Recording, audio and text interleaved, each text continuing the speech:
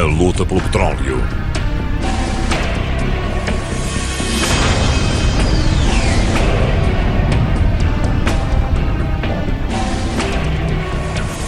Episódio 1.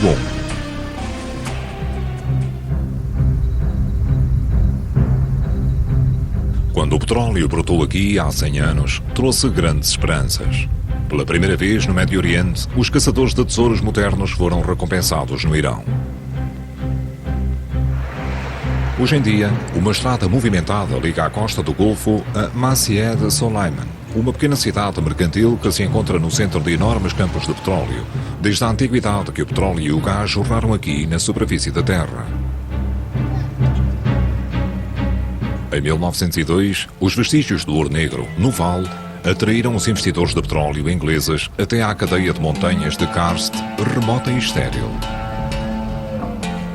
Mulas e camelos tinham de transportar as ferramentas e os materiais da construção desde a costa até ao coração da província do Cuzistão.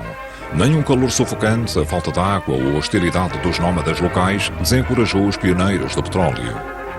O chefe da expedição inglesa era o duro e lendário escocês, o engenheiro George Reynolds.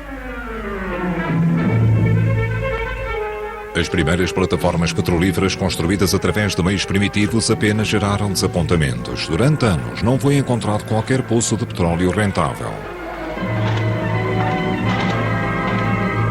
Em Londres, os financiadores tornaram-se lentamente impacientes. Estavam a começar a ficar sem dinheiro. E mais que todos, William Knox D'Arcy, um especulador e aventureiro que tinha feito fortuna com as minas de ouro na Austrália.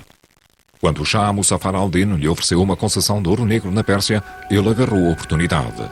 O Shah necessitava desesperadamente de dinheiro e em 1901 vendeu a concessão de petróleo ao inglês por 40.000 libras. Ele gastou enormes quantias monetárias nas suas extensas viagens de luxo pela Europa. Londres estava preocupada. Considerava-se que a região do Médio Oriente fazia parte da esfera britânica de interesses, de onde se poderia assegurar o acesso à rota para a Índia. O governo britânico pediu aos escoceses da Scottish Burma Oil que ajudassem D'Arcy.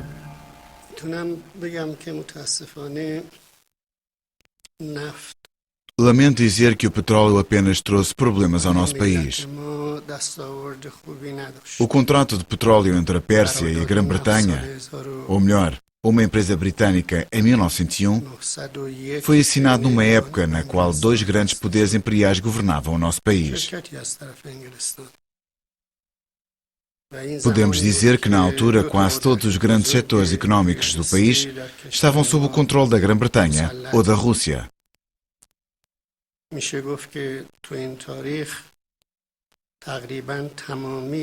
Os dois países eram rivais. A Rússia, e mais tarde, enquanto União Soviética, pretendiam governar o Irão sozinha,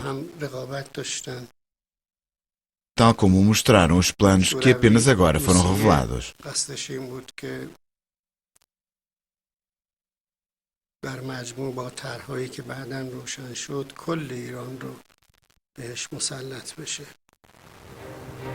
Os poderes políticos também desempenharam um papel na procura pelo petróleo. Aos olhos dos britânicos, a Rússia, que tinha já ocupado o norte da Pérsia, tinha de ser contida e o seu avanço até o Oceano Índico evitado.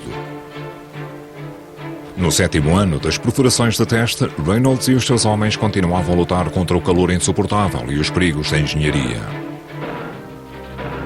Por outro lado, os financiadores D'Arcy e a Burma Oil estavam falidos. Numa carta datada de 14 de maio de 1908, foi pedido a Reynolds que terminasse as operações. A entrega da carta, no entanto, demorou semanas.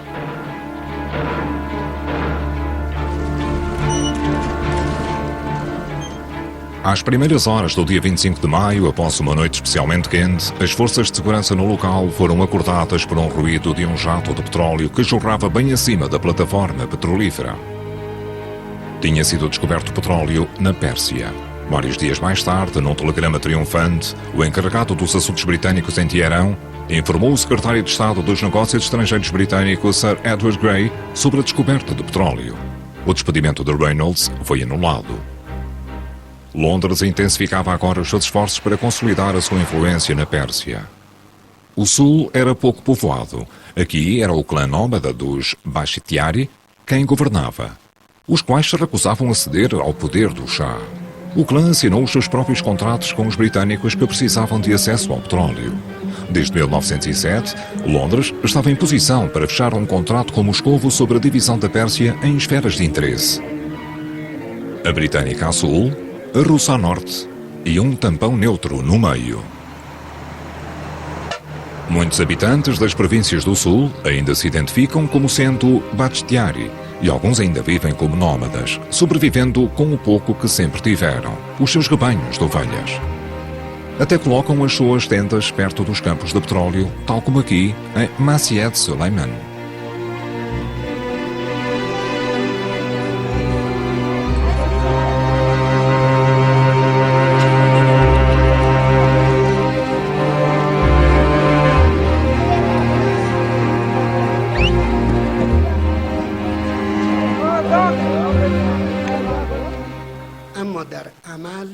Na realidade, 5 clãs importantes viveram nesta área. Todos estavam sob o controle dos britânicos e os campos de petróleo também eram desta região. A Grã-Bretanha estava convencida que este território também lhes pertencia, já que os governantes locais faziam negócios com eles. Após ter sido assinado o contrato do petróleo, uma das primeiras coisas que os britânicos fizeram em 1905 foi negociar um contrato com os Bakhtiari, sem que o governo persa estivesse sequer envolvido. A partir de agora, a empresa petrolífera era um governo independente dentro da Pérsia. Sem consideração pelo Shah, em Teherão, a empresa britânica fechou os contratos com os clãs nómadas. A Grã-Bretanha viu o seu poder ameaçado pelo Reich alemão, que desafiou a marinha com uma frota de navios de combate.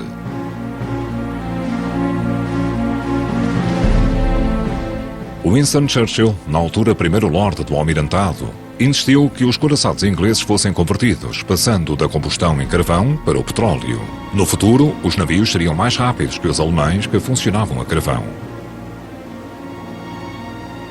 Em Istambul, os alemães entraram tardiamente na corrida ao petróleo. A Turquia pedirá ao Reich alemão, seu aliado, a construção do caminho de ferro de Bagdade para poder aceder à sua província árabe da Mesopotâmia. Mais tarde, este foi alargado até Bassorá, no Golfo Pérsico. Esperava-se encontrar ricos recursos petrolíferos na Mesopotâmia, posteriormente o Iraque. O Kaiser, que se tinha retratado a si mesmo num uniforme de Pachá otomano, deu toda a prioridade à construção do caminho de ferro. O jornal satírico Die Lustigenblätter ridicularizou o projeto imperialista, aplanar o caminho para as atividades culturais alemãs no Oriente. O interesse financeiro alemão para o projeto não foi nunca publicamente revelado. Apenas quando o Kaiser exerceu pressão é que o Deutsche Bank concordou em fornecer um financiamento.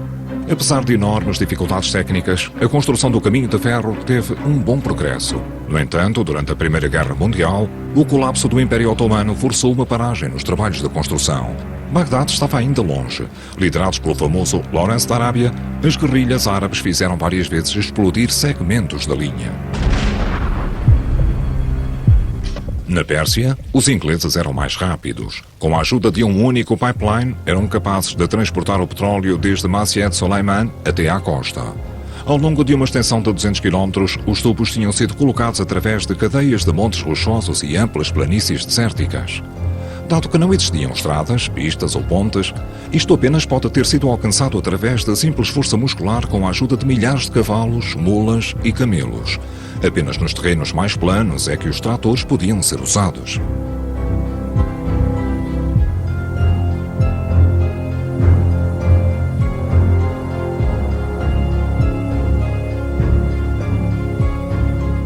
No verão de 1912, após ano e meio, o pipeline chegou a Abadan, onde o primeiro porto de carga e a primeira refinaria do Golfo Pérsico foram construídas. O petróleo poderia agora conquistar o mundo, mesmo a tempo de desempenhar um papel principal na Primeira Guerra Mundial. O petróleo era o sangue da vitória, primeiro no mar, onde a frota impulsionada a carvão dos alemães era inferior à frota britânica. A mecanização avançou a uma velocidade espantosa, o mesmo acontecendo na terra e no ar. No meio da guerra, os britânicos inventaram o tanque que viria a ser decisivo para a guerra de trincheiras na frente ocidental. Em ambos os lados, dezenas de milhares de caminhões e milhares de aeroplanos foram construídos durante os anos de guerra. O Reich alemão, que apenas recebia quantidades limitadas de petróleo da Roménia, entrou em colapso devido a uma falta de petróleo.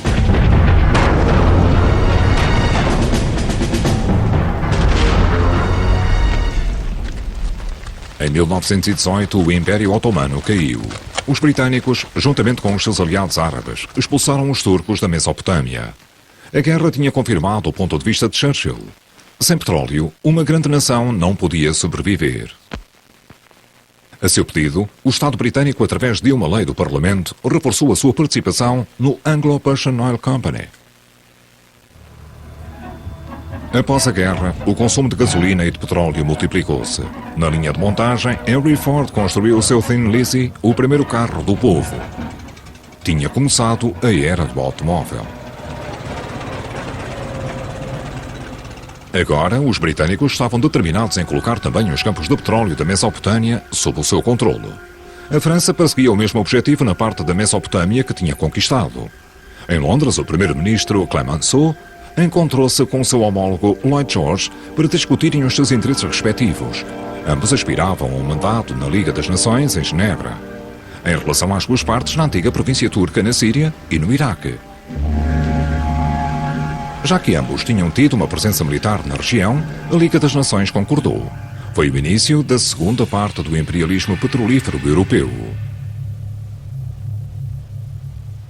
Os britânicos destacaram uma mulher excepcional, Gertrude Bell, para executar a missão da Liga das Nações de construir um Estado soberano no Iraque durante o tempo do mandato.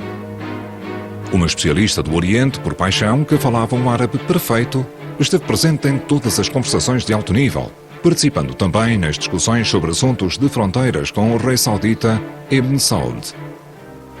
Numa conferência no Cairo, convenceu o novo secretário de Estado britânico para as colónias de Churchill a abandonar o governo direto de Bagdad e em concordar com o estabelecimento de uma monarquia. A Khatun, a senhora, tinha a confiança dos cheques, já que sabia, melhor do que eles, onde se encontravam as fronteiras dos seus territórios de clã. Num tom modesto, escreveu à sua mãe a 4 de dezembro de 1921. De um modo ou de outro, acho que consegui estabelecer uma fronteira razoável.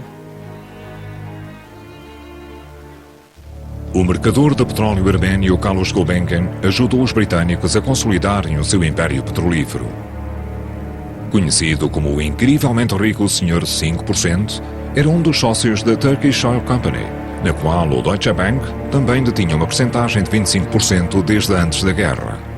Mas os perdedores alemães tinham sido agora expulsos. A Anglo-Persian Oil Company, que desde 1914 também detinha uma cota na Turkish Oil Company, estava agora no comando. Ela aceitou os franceses como herdeiros dos interesses alemães, mas nenhuma empresa petrolífera americana.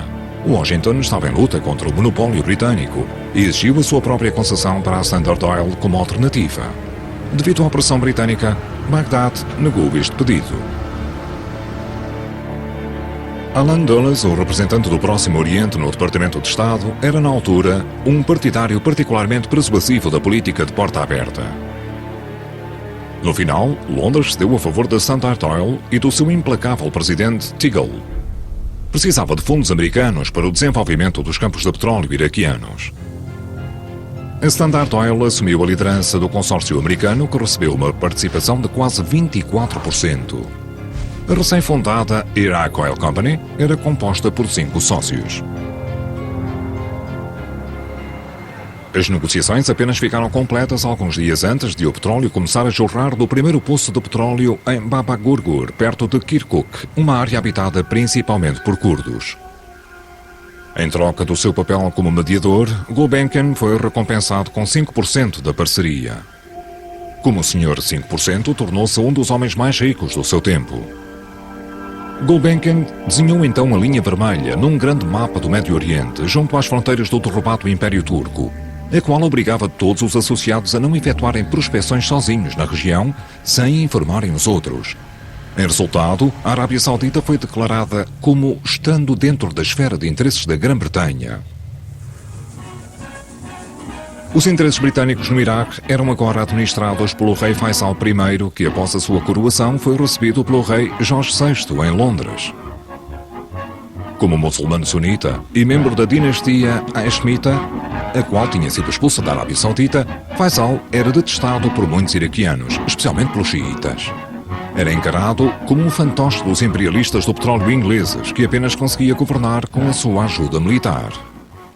Quando Gertrude Bell chegou àquele país, existiam estruturas com as quais ninguém sabia viver, a não ser através delas.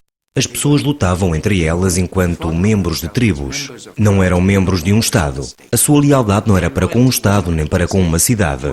Era para com uma tribo e essa tribo mudar-se-ia. Essa tribo tinha relações com outras tribos e assim sucessivamente. Mas esse tipo de relações sociais já desapareceu há muito. Perto de Bagdad, os britânicos geriam a base aérea de Abania, que os insurgentes iraquianos, com a ajuda dos Messerschmitts alemães, se tinham atrevido a atacar em 1941.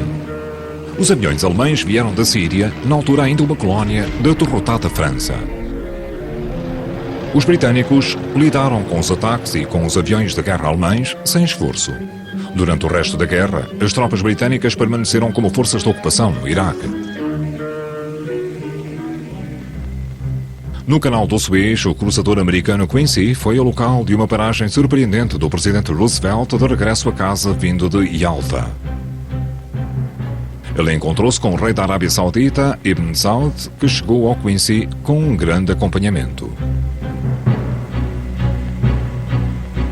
Em fevereiro de 1945, na Conferência de Yalta, tinha sido discutida a ordem do pós-guerra.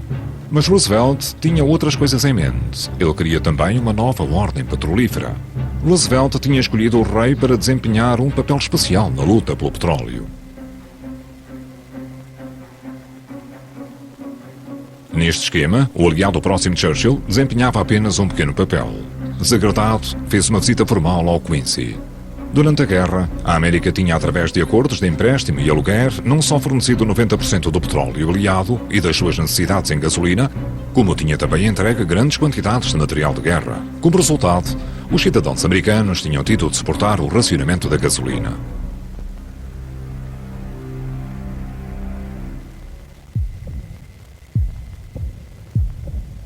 A escassez de petróleo deveu-se parcialmente aos submarinos alemães que tinham com sucesso perseguido os petroleiros americanos pelo Atlântico até se renderem à superioridade americana. Já em 1943, Washington estava preocupado com o esgotamento dos seus recursos petrolíferos e olhava para a Arábia Saudita, cujos campos de petróleo mal tinham sido tocados durante a guerra. Everett Lee de Gollier, que, como descobridor dos campos de petróleo mexicanos, se tornara no explorador de petróleo e geólogo americano mais famoso, foi enviado para a Arábia Saudita em 1943 para obter para si mesmo uma ideia da riqueza em petróleo do país. Ele fez um filme sobre as suas viagens. Excertos desse filme são mostrados pela primeira vez em público aqui. As suas descobertas, relatadas a Washington apenas alguns meses depois, foram sensacionais. Ele previu que no futuro o Médio Oriente seria o centro da produção mundial de petróleo. No seu relatório, também inclui o Irão e o Iraque, bem como o Kuwait, o Bahrein e o Qatar, cujos recursos também analisou. Mesmo segundo as suas estimativas mais cautelosas, ele pressupôs que poderiam existir na região cerca de 25 mil milhões de barris, 5 mil milhões dos quais na Arábia Saudita. Mas segundo outras estimativas, também declarou a possibilidade de recursos no valor de 300 mil milhões de barris, 100 mil milhões só na Arábia Saudita.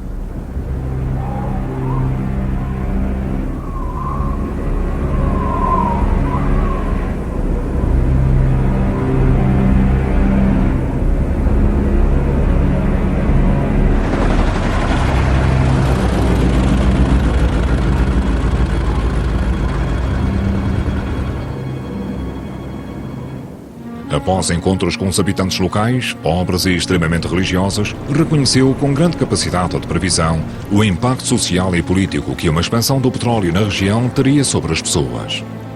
Ele recomendou que os deixassem participar tanto quanto possível.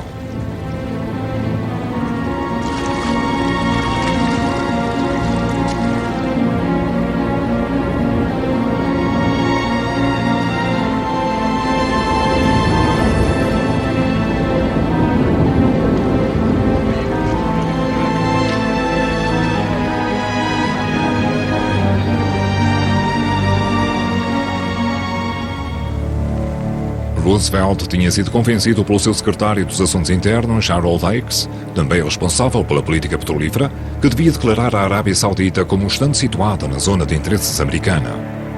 Ele disse ao embaixador britânico em Washington: O petróleo persa é todo vosso. O petróleo do Iraque e do Kuwait será partilhado por nós. Quanto ao petróleo saudita, esse pertence-nos. Roosevelt tornou perfeitamente claro aos britânicos que não iria aceitar o seu controlo da Arábia Saudita. O Império de Ibn Saud, na altura com apenas 20 anos de idade, tinha emergido de um pacto entre o clã Saud e a religião. No século XVIII, os Saud tinham unido forças contra o líder de uma facção, Abdul Wahab, que pregava um regresso às crenças puritanas do profeta Maomé e que clamava por uma jihad, uma guerra santa contra os infiéis. E Abdul Wahab declarou que o Corão seria a constituição do país. Ibn Saud era também um estudioso fervoroso do Corão e um wahhabita convicto. Ele preparava-se para reconquistar a área tribal Saud e a capital Riyadh, que tinham sido perdidas em batalha para o Jabal Shammar, uma tribo vizinha do norte, e seus governantes, a família Al-Rashid. Os beduínos nesta região, o Najd, um planalto elevado, estéril, seco e quente, eram também wahhabis convictos e guerreiros temidos. Com eles, Ibn Saud criou uma tropa poderosa, os Ikhwan. Os feitos heróicos dos Ikhwans e a recaptura de Riyadh no início do século XX fazem parte do mito de Ibn Saud, mostrado aqui ao modo de Hollywood, num filme produzido pela empresa petrolífera saudita, a Aramco. O ataque aos Rashids, que eram aliados dos impopulares turcos, foi apoiado acima de todos pelo clero wahhabita, que esperava assim o restabelecimento de uma teocracia e um regresso ao seu antigo poder.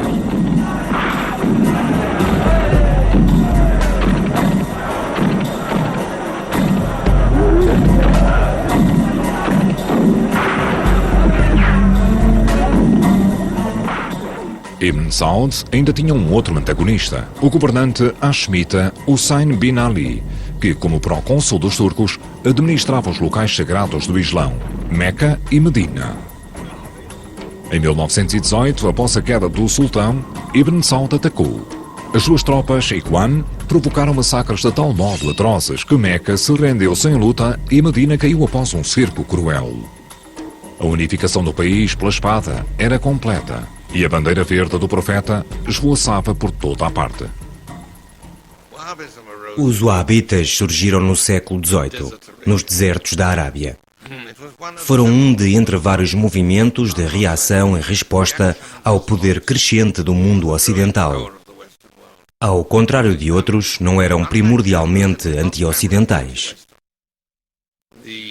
O diagnóstico dos wahhabitas era algo como isto: deixámos-nos atrasar, tornámos-nos mais pobres e atrasados porque abandonámos a verdadeira fé.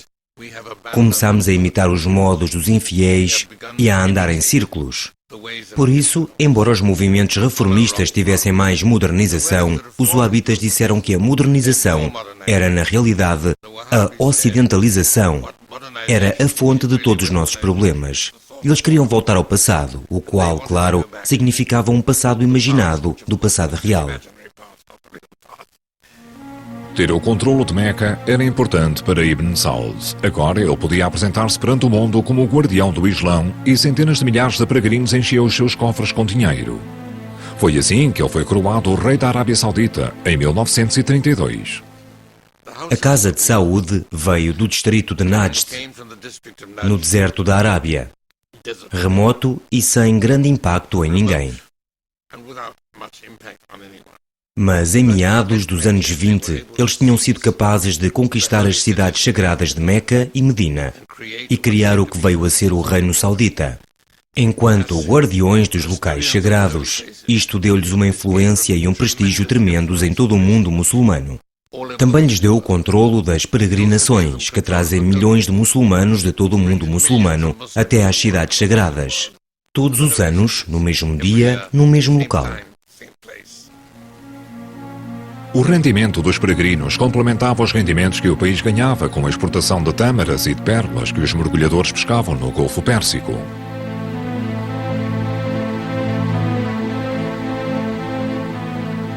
Mas após a invenção das pérolas de cultura, o preço das pérolas caiu subitamente e, devido à crise económica, o Hajj, a peregrinação anual, ficou reduzida a um fio.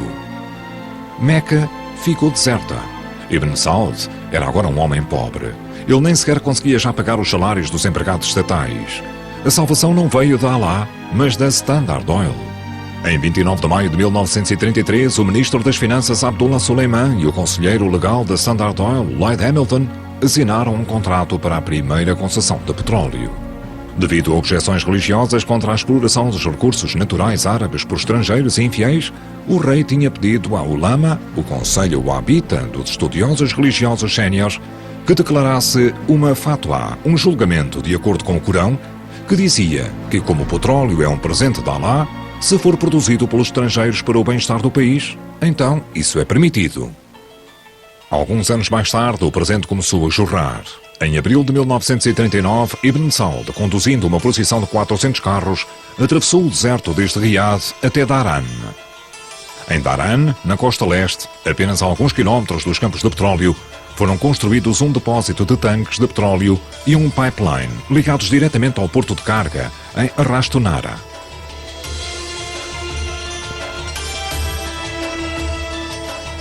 O petroleiro da Standard Oil, com o nome DJ Scofield, foi escolhido para fazer a primeira carga de petróleo para exportação.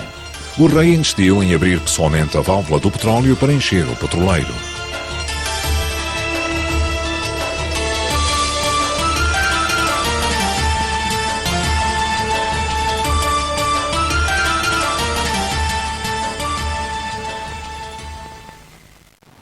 Atualmente, existe um marco comemorativo, simples, com a inscrição Poço da Prosperidade, lembrando-nos do Poço número 7, do qual jorrou o primeiro petróleo. O Poço da Prosperidade, um sinal reconhecido de riqueza e poder. Por trás, em torno de Daran, nos arredores de Ghawar, o maior campo petrolífero do mundo, estende-se um eldorado petrolífero até à costa do Golfo, com enormes bunkers petrolíferos e a maior refinaria do mundo. O fluxo súbito de dinheiro para além de qualquer cobiça imaginada.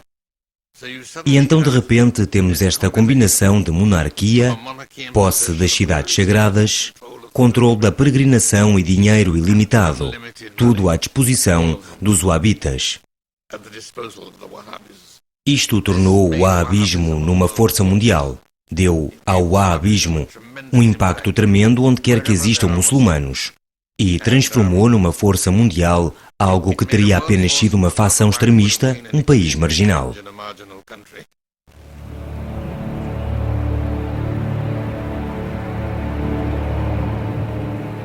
Desde Daran, na Arábia Saudita, é apenas um pequeno salto sobre o Golfo até Abadan, na Pérsia, onde tudo começou em 1908. Ainda é o maior centro petrolífero do Irão, embora a sua eficácia não seja comparável à de Daran. Reza Khan, um general do Palácio da Guarda que se tinha proclamado Shah em 1925, tentou, tal como o Ibn Saud, unificar e modernizar o país.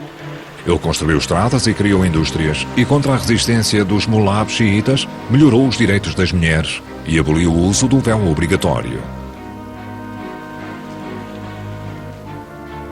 Ao contrário da Arábia Saudita, o seu país foi arrastado para o tumulto da Segunda Guerra Mundial.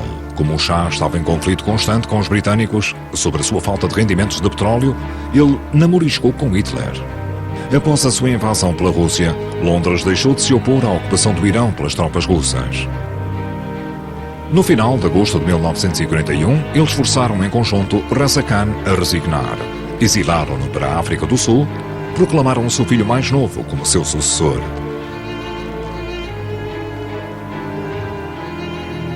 No Parlamento, que existia formalmente desde 1906, o jovem Shah fez o juramento do cargo e foi confinado sem quaisquer poderes aos seus palácios, enquanto as forças de ocupação restringiam a sua liberdade de ação.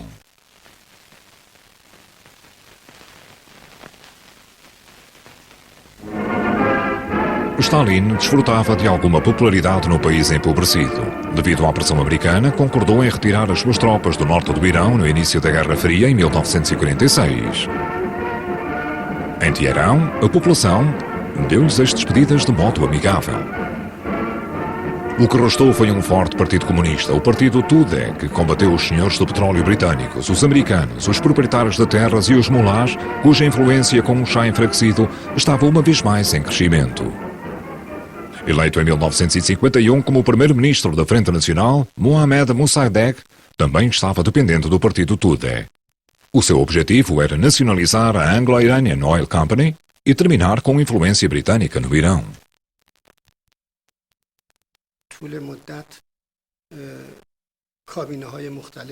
Durante esta altura, as empresas de petróleo controlavam vários ministérios e tinham mesmo influência na corte do Shah. Elas detinham assim virtualmente todo o poder político do Irão.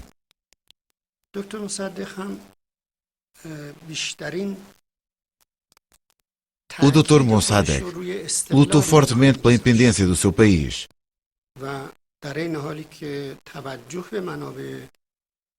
Ele estava especialmente preocupado com o petróleo, mas igualmente importante para ele era a independência do povo iraniano, para que pudessem alcançar os seus objetivos políticos e económicos.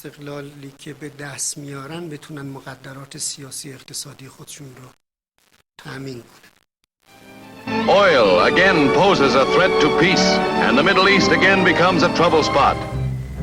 Logo após a nacionalização, que foi também relutantemente assinada pelo Shah, o ódio explodiu contra os anglo-iranianos e contra os britânicos, o que se transformou em manifestações loucas e de júbilo, especialmente em Abadan e Teherão. A bandeira iraniana foi içada sobre os edifícios que pertenciam aos ingleses. In Abadan's 125 degrees of heat, the international situation is explosive. Mossadegh, um proprietário de terras educado no Ocidente, mas também um nacionalista fervoroso, era agora popular. Mossadegh cumprimenta o Shah após uma estadia num hospital. Ele apenas sugere uma vénia e o aperto de mão de ambas as partes é frio.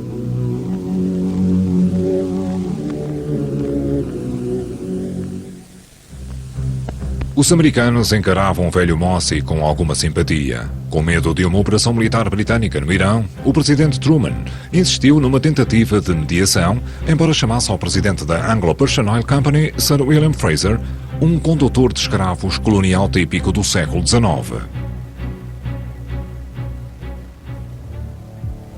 O ódio aos ingleses levou a mais manifestações, especialmente em Abadan. A tensão escalava. O embaixador americano entregou uma carta do presidente Truman a Mossadegh em que anunciava a chegada de um emissário especial, Avril Harriman. Mossadegh, tal como tantas vezes antes, recebeu esse visitante em pijama e deitado na cama, alegadamente devido à sua tendência para episódios de tonturas.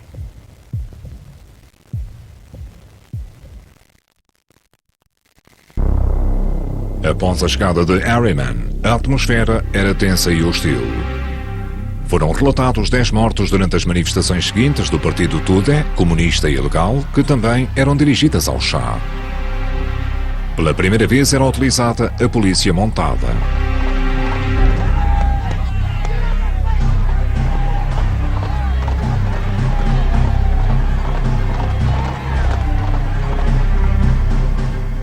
Após semanas de negociações, Harriman desistiu. Mossadegh não pedia participações maiores nos rendimentos do petróleo da Anglo-Persian Company, mas por temer perder o poder, insistia na nacionalização.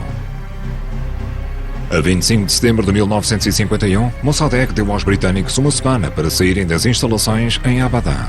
Consequentemente, os britânicos encerraram todo o fornecimento do petróleo e ameaçaram os petroleiros estrangeiros com ações legais caso tentassem transportar o petróleo roubado. O êxito britânico começou. Embora fosse permitido às mulheres, às crianças e aos doentes saírem de avião, os outros juntaram-se no dia 4 de outubro no Gymkhana Club, o centro da comunidade inglesa, para cerrar fileiras e embarcar no cruzador inglês Mauritius, que os levaria em segurança até Bassorá. Enquanto o navio saía do porto, a banda tocava desafiadoramente a marcha sobre o rio Kwai.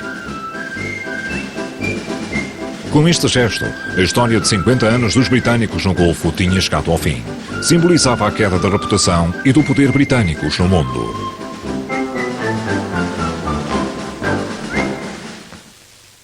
Mas Mossadegh não estava em posição de celebrar o seu sucesso.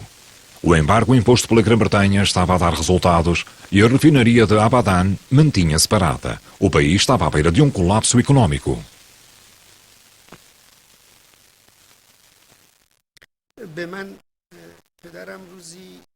Todos os dias, o meu pai dava-me um real persa como mesada.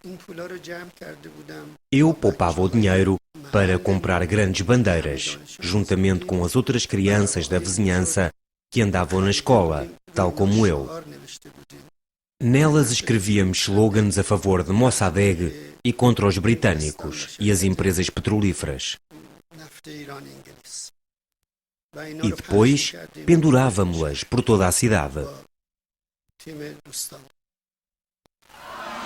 Mossadegh queria agora todo o poder para si e mobilizou as massas contra o Shah. Durante uma manifestação em Teherão, a estátua equestre de Reza Khan, o pai do Shah, foi derrubada do seu pedestal. O velho Mossi tinha sabido dos planos do Shah para o derrubar e estava agora a trabalhar na sua expulsão. A situação tornou-se ameaçadora para o Shah e a sua imperatriz. Eles decidiram deixar temporariamente o país e ficar no Hotel Excelsior, em Roma. Entretanto, o diplomata soviético Zilin, que em 1948 em Praga tinha ajudado os comunistas a chegar ao poder, tinha sido nomeado embaixador em Teherão, e Mossadegh dependia ainda mais do partido Tudeh.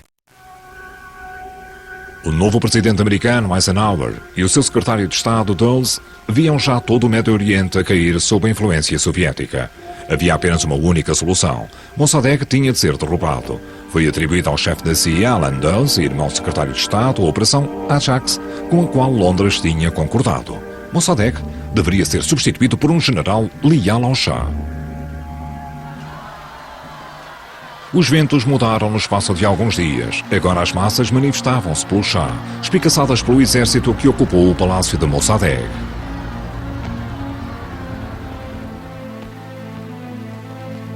O velho Mossi apenas conseguiu escapar saltando sobre a vedação do jardim.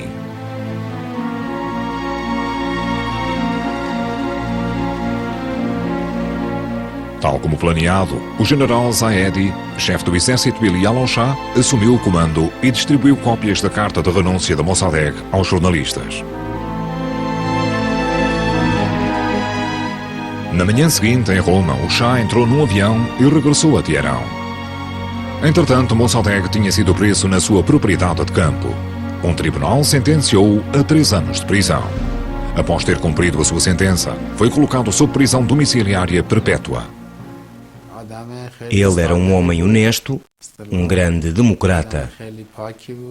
E durante o seu governo, alcançamos um máximo de democracia, justiça e independência. Quanto mais tempo passa, cada vez mais os estudantes e os jovens percebem que durante esse período tivemos o melhor tempo das nossas vidas. No seu diário, o presidente Eisenhower escreveu sobre o sucesso da CIA. A Operação Ajax pareceu-se mais com uma novela de cordel do que com um facto histórico. O Shah tinha saído da crise mais confiante e com vontade de consolidar o seu poder, o que foi refletido na sua coroação. Também ele não queria os britânicos de volta. O petróleo e as instalações permaneceram na posse da nação. Mas era preciso um novo parceiro em termos de gestão e distribuição. Os americanos agarraram a oportunidade. Sob a sua liderança, foi formado um consórcio composto por 7 empresas petrolíferas ocidentais, entre as quais 4 americanas e a britânica Anglo-Persian Company como acionista minoritário. O Shah recebia metade de todos os rendimentos. O petróleo de Abadan jorrava de novo.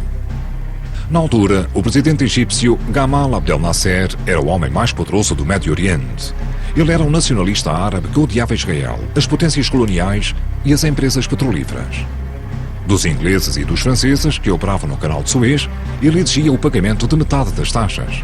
Quando ambos recusaram, ocupou e nacionalizou a zona do canal.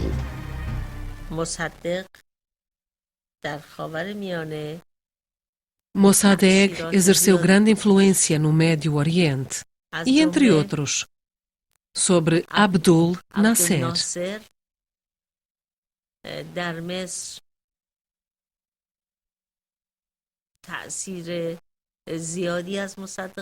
A nacionalização do Canal do Suez e o seu reconhecimento enquanto território egípcio são o resultado das ideias, da mensagem e do impacto de Mossadegh.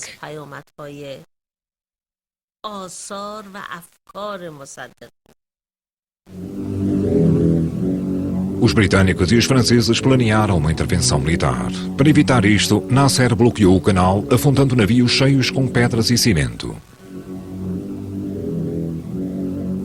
De acordo com uma estratégia de guerra conjunta, tropas israelitas avançaram inicialmente através da península do Sinai até ao canal do Suez. Londres e Paris emitiram um ultimato, pedindo a Nasser que suspendesse todas as hostilidades.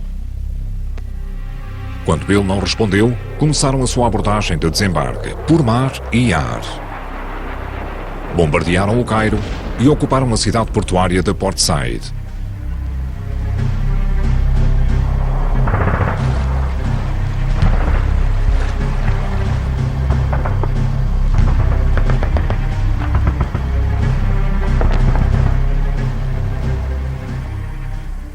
Para o primeiro-ministro inglês, Anthony Eden, Nasser era um segundo Hitler, que tinha de ser enfrentado com toda a força.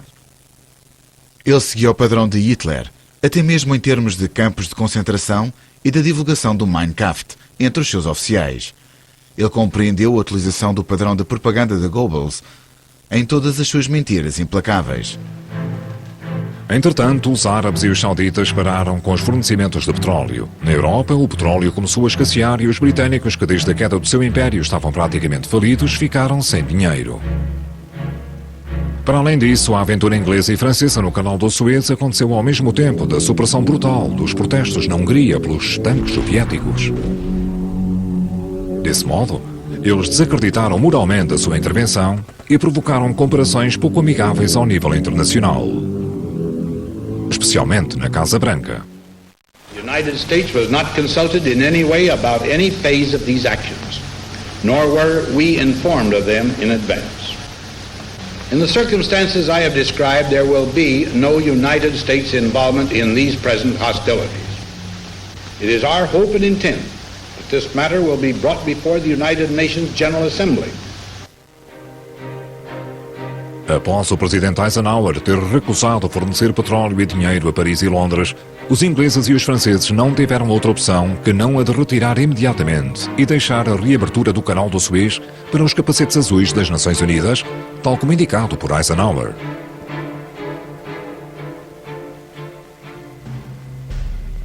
O declínio da Grã-Bretanha no Médio Oriente começou também a prejudicar a sua posição no Iraque. As ideias pan-arábicas de Nasser reforçaram a resistência contra a política pró-ocidental do jovem rei Faisal II. No verão de 1956, após a sua coroação, ele tinha sido recebido pela Rainha Isabel durante uma visita de Estado a Londres. Era encarado como o aliado de maior confiança de Londres, tendo também participado nas ações punitivas contra Nasser.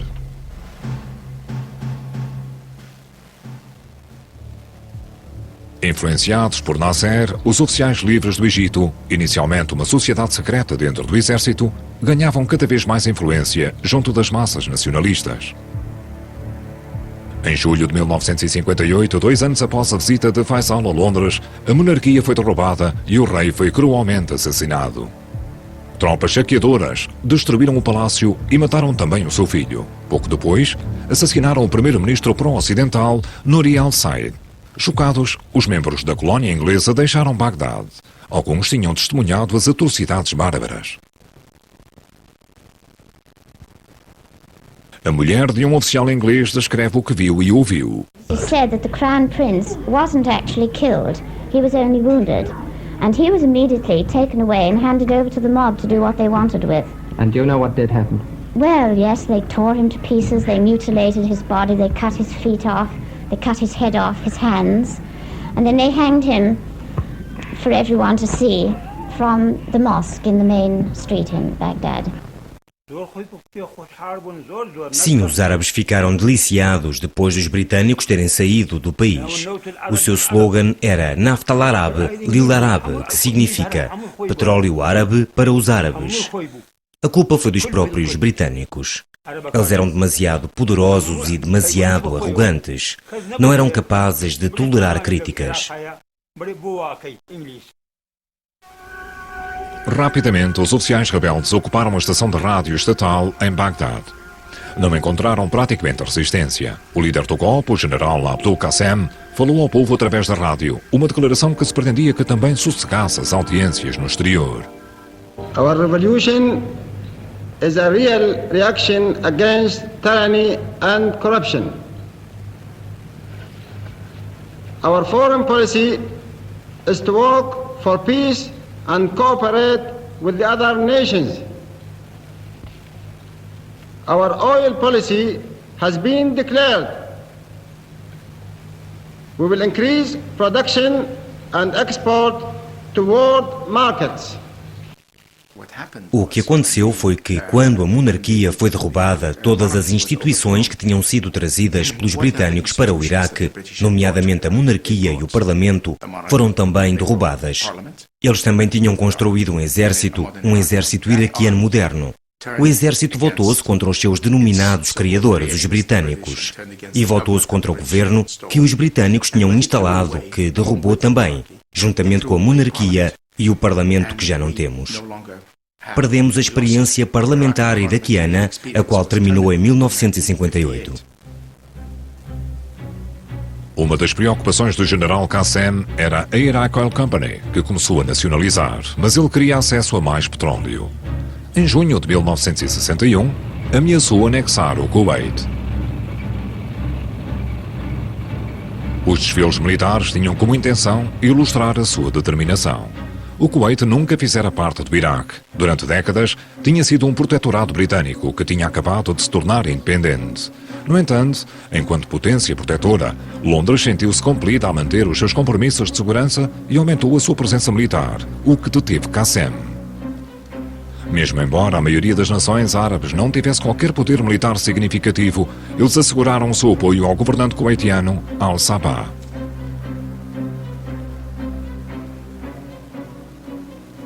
Eles tinham dinheiro, a Grã-Bretanha não. Ela estava a passar por outra crise económica e procurava resolver os seus problemas desvalorizando a libra em 1967. O governo trabalhista, liderado pelo primeiro-ministro Wilson, esperava por uma recuperação económica. Sem resultados, Wilson não teve escolha e teve de abandonar a sua última posição no Médio Oriente.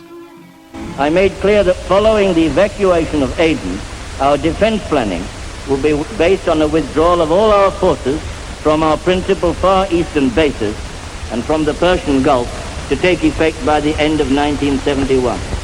And if even with the strengthening of the industrial base which we are achieving, we can no longer afford the role of world policeman, equally we can no longer afford the role of world banker.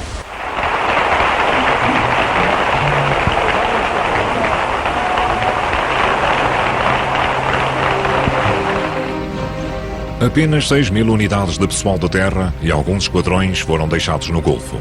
Despesas? 12 milhões de libras anuais. Demasiado para o que restava do Império. Uma oferta dos Emirados Árabes Unidos para subsidiar os custos foi rejeitada por Londres. Os seus soldados não eram mercenários. No Irão, o Shah já estava à espera para preencher o vazio de poder. Washington apoiava-o. 58% das reservas mundiais de petróleo encontravam-se na região.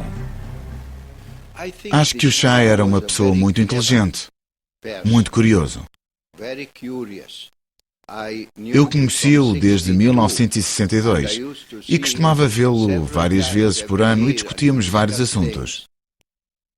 No final, quando ele foi convencido por Kissinger de que seria o polícia do Golfo, tornou-se um pouco arrogante.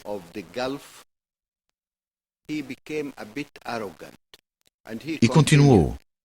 A Arábia Saudita opunha-se a uma subida acentuada do preço do petróleo. Mas ele estava convencido de que, com a subida acentuada do preço do petróleo, teria dinheiro suficiente para comprar armas.